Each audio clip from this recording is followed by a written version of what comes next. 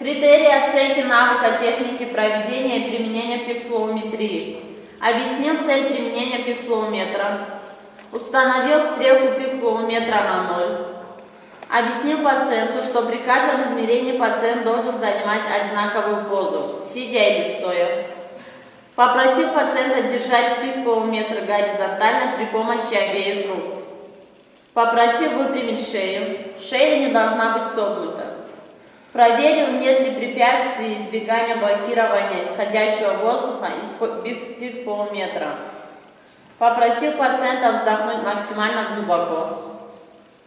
Попросил мундштук пик-флоуметра обхватывать губами и избегать закрывания отверстия мундштука языком. Попросил максимальной силой выдохнуть воздух. Попросил повторить эту процедуру трижды и регистрировал показатель.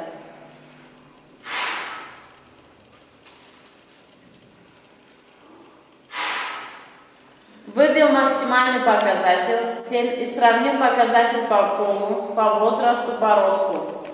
Объяснил результаты пик-флоуметрии.